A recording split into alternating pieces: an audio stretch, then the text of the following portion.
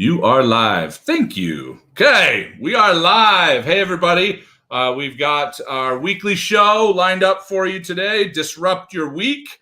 My name is Paul Blanchard, president of Habit Finder, the official Augmandino company, here every Wednesday at 10 a.m. Mountain Time, 9 a.m. Pacific Time, noon Eastern Time. I don't care about the Hawaii time because screw you. You get to be in Hawaii. All right, awesome. But excited to be here for Disrupt Your Week. This is an opportunity for me as president of Habit Finder to come in here and talk about things that we're learning about your brain. That's where we come from. We work in mindset, we work in performance and sales and all kinds of different areas with publicly traded companies, hundreds of thousands of entrepreneurs, but it all comes down to the patterns of your brain.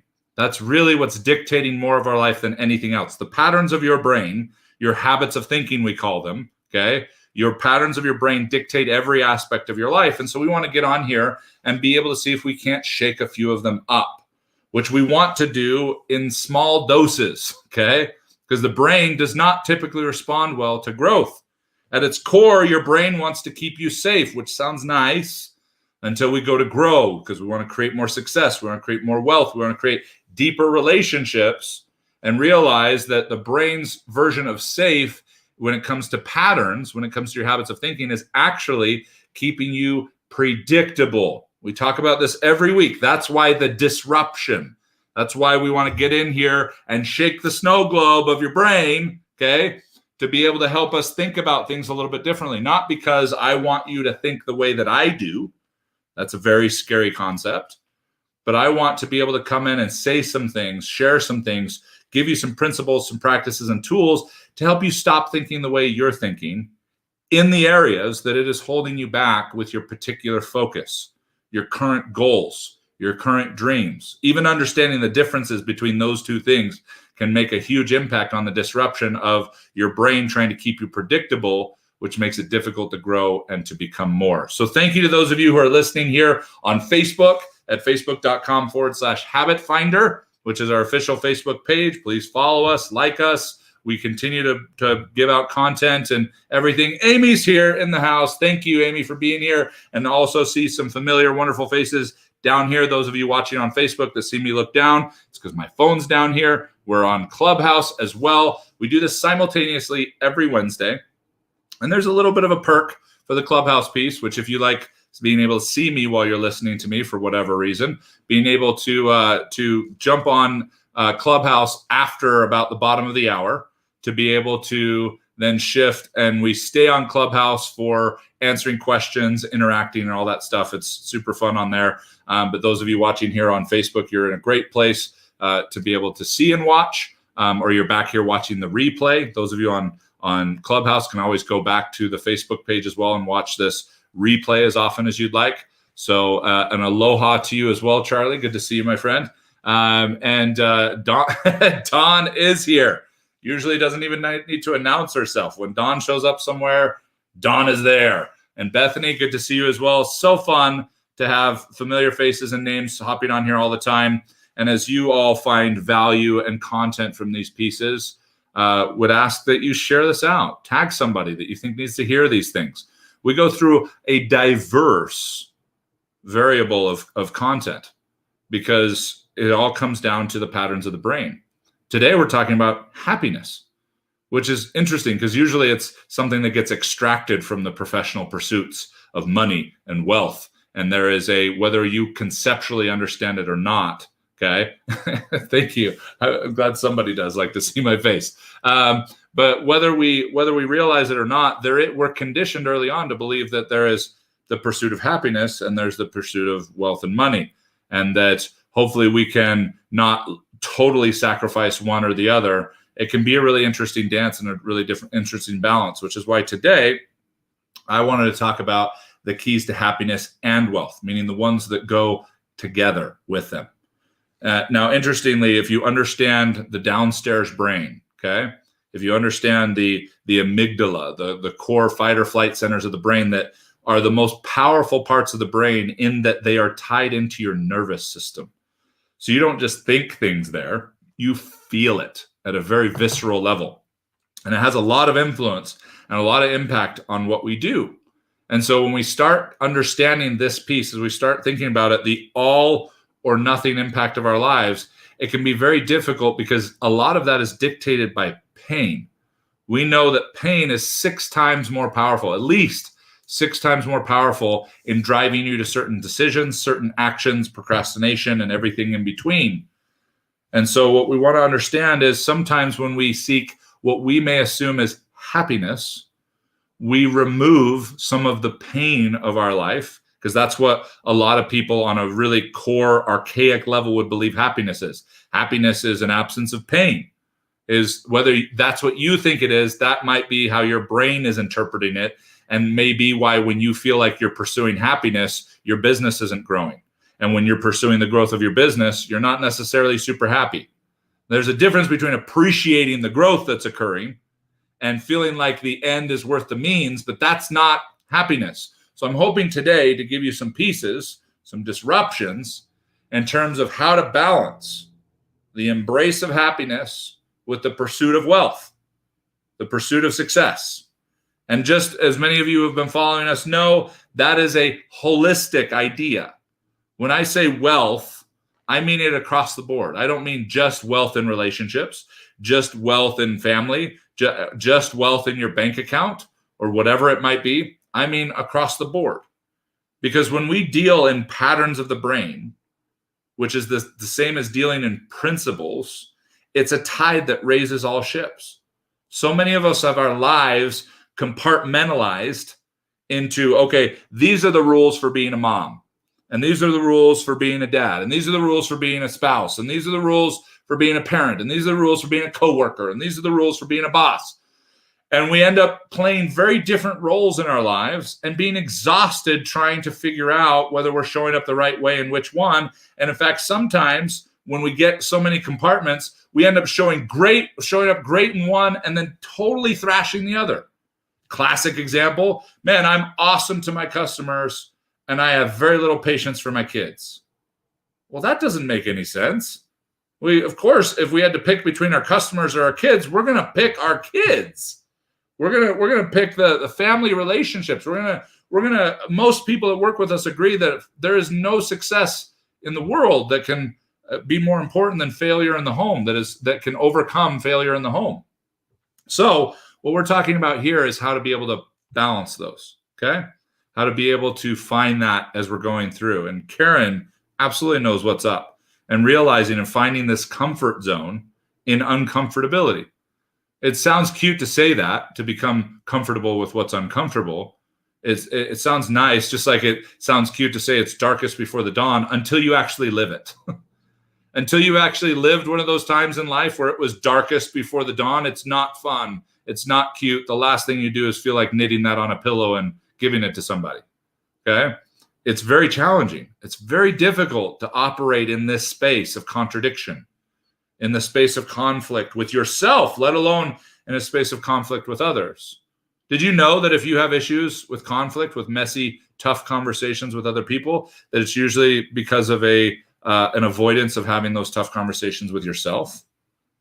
Like, well, Paul, how would I have a conversation with myself? Well, because you've got a lot of voices going on up here, okay?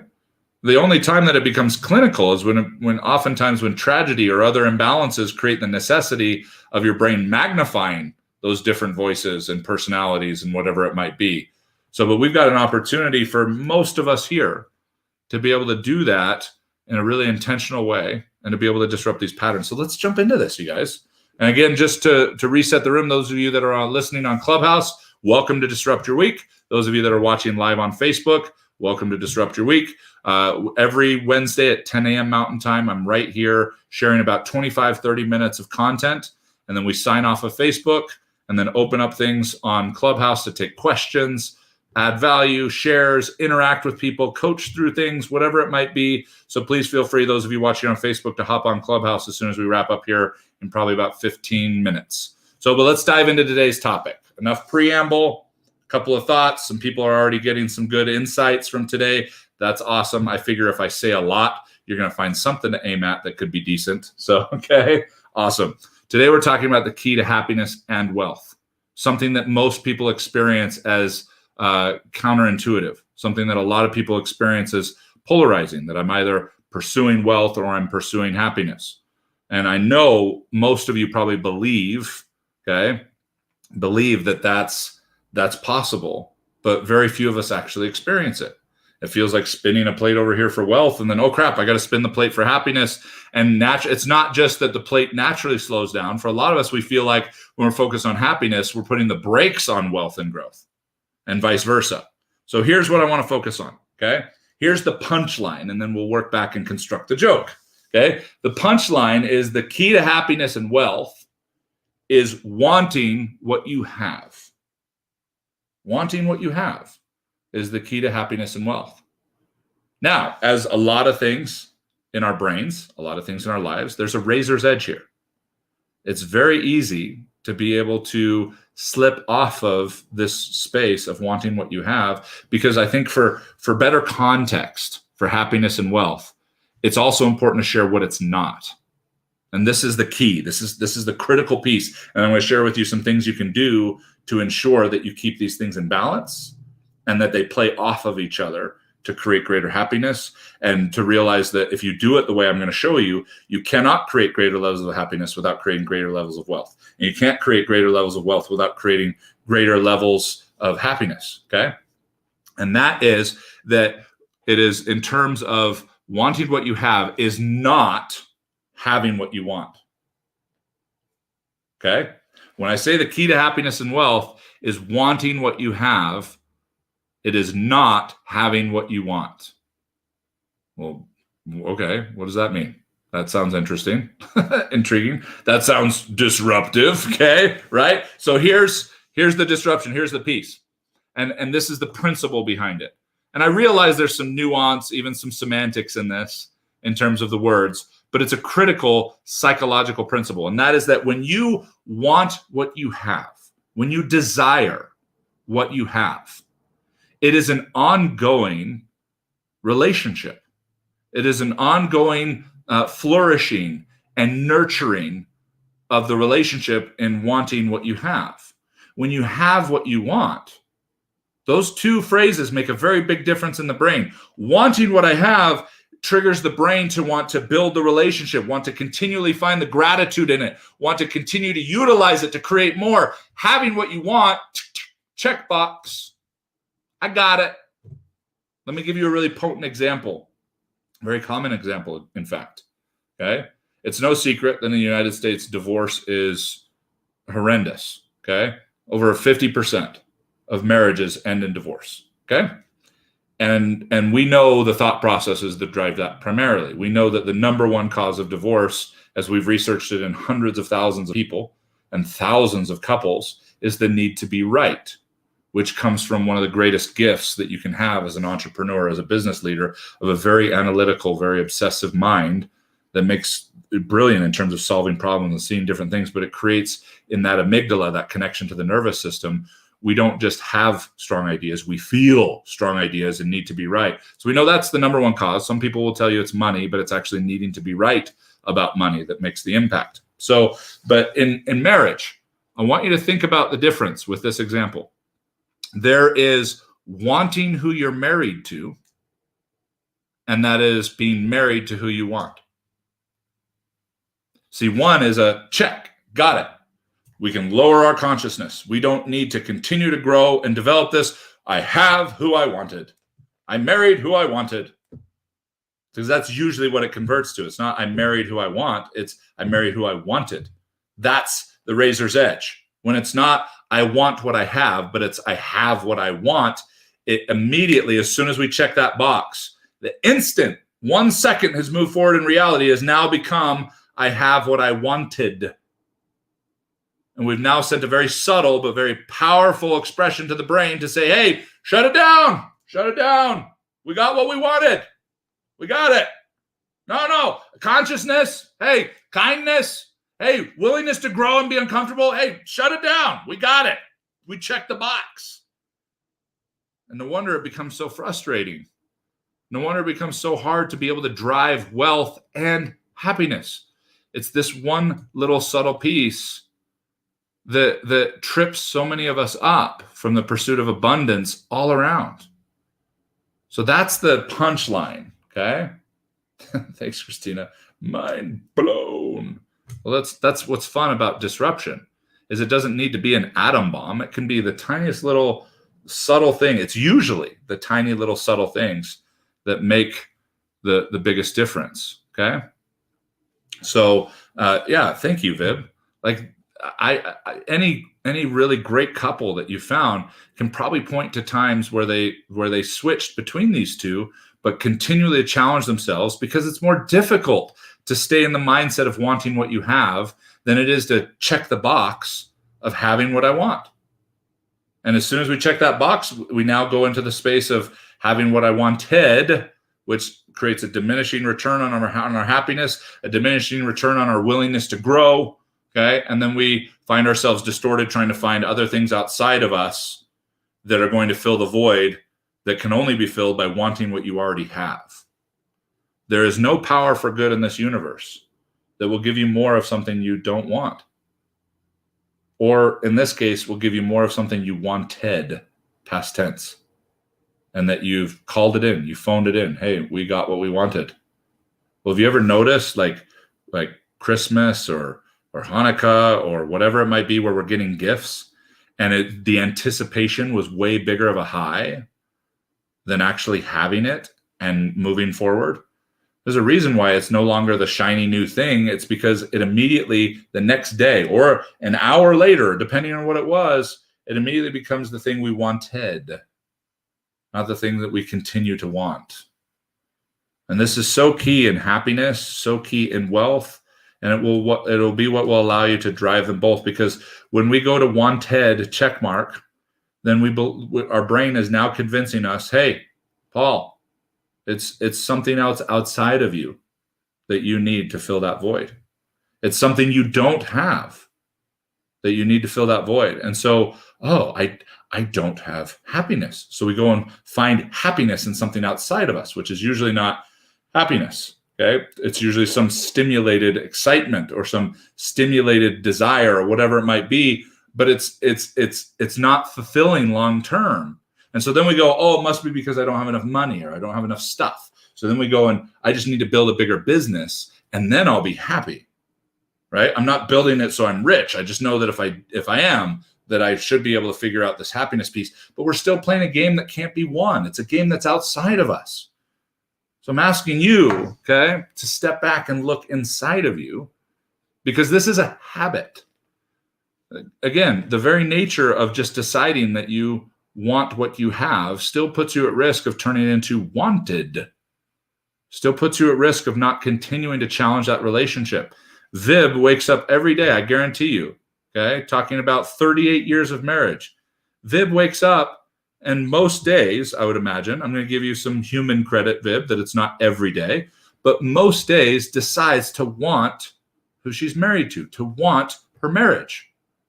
Okay, some of the most powerful words ever written were the first words in scroll 1 of Greatest Salesman in the World by Og Mandino. Today, I begin a new life, which means today, I will recommit. And often, if it's a new life, even commit for the first time to wanting who I'm married to and to wanting my marriage, rather than checking the box of I married who I wanted and then getting diminishing returns. Just like the business you're in. Whatever business you're in, whatever you're pursuing, you started it with excitement. I guarantee you, otherwise you wouldn't have gone through the pain of trying to figure it out and make it this far, even if making it this far is only 30 days. Congratulations.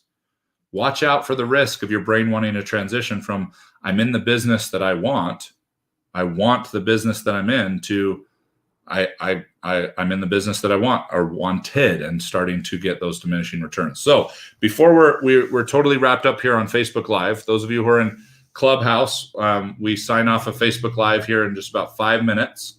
Okay. And we stay on Clubhouse. So please, those of you who are on Clubhouse, please have your questions ready, things you want to ask about today's topic, or things you want to ask about how your brain works, or things that can help you grow and become better. Okay.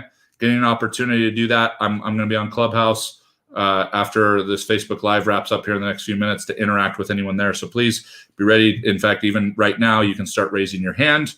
Okay, Miriam will bring you up on stage on Clubhouse so that we're ready to dive into questions and interactions and any way that I can serve you as a coach, as a pattern disruptor today. So, but in wrapping up here on the actual show, okay, there are 5 things that you can do, a sequence of 5 things that will make all the difference in preventing as best you can, because there's still going to be days where no matter how well you prevent, no matter how well you prepare, it's just going to be tough.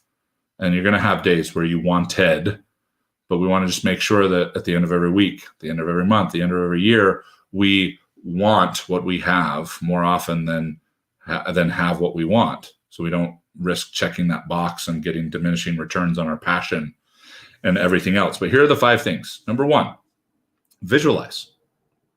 Visualize what you want that you currently have, and visualize how you can use it better, how you can own your own clay. Use your mind to visualize what's possible with what you currently have in your life and where you currently are. Visualize more excitement, more passion in what you're currently doing. Then, when you're in that space, find the next millimeter. The next millimeter, one of the smallest standard measurements in the metric system, okay?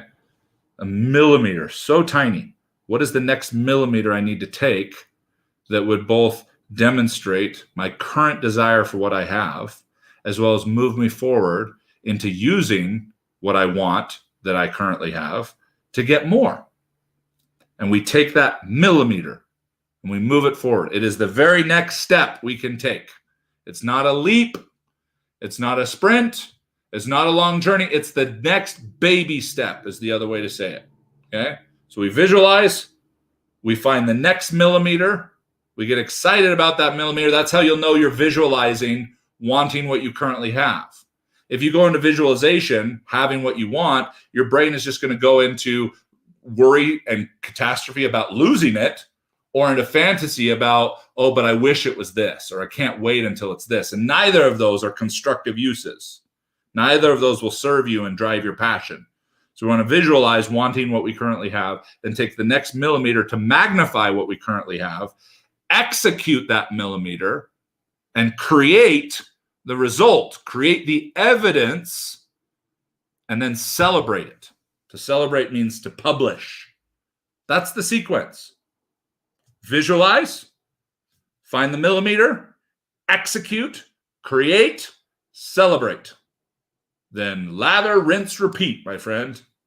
Then go back to visualize. What's the next millimeter? And as soon as you get the first one done and you celebrate, you're going to want to do a couple of millimeters. No, just the next millimeter and the next baby step. Discipline yourself. Okay? Don't be the person in this process that's like me after I hadn't been to the gym for 8 years, hadn't worked out since I was in college, and I was in terrible shape. And so I went back into the gym and tried to work out like I used to. Don't rush the millimeters. A lot of us have been living in our minds and tolerating our reality. That's not wanting what you have. But most of us, in our research, I would probably argue 90% of us that have the gift of visualization, which is the majority of people that are on here, 90% of us are living in our minds and tolerating our reality, and it robs us of the opportunity to both see what the very next millimeter is. And if we try to take step 3 when we're still on step 1 and we fall and crash and burn and get frustrated, we're at risk of thinking that it's us. What's wrong with me? Something's broken. No, you just took step 3 when it was time for step 1. And like building an IKEA cabinet, you're going to regret it later. Oh yeah, I got it. I get the gist. Oh crap. I can't put the back of that drawer in now that I've already built this part of it. Shoot. And then we have to unwind and feel like we're a loser and all that stuff, okay? It's amazing how many analogies you can put to frustration when it comes to IKEA furniture, but that's for another day, okay? But this is what we're doing. We're visualizing, not how incredible it's going to be then or worrying about losing what we already have, but just visualizing the total embrace of wanting what we currently have, noticing things we didn't think were that amazing about ourselves that actually are, that we may have lost through comparison or expectation.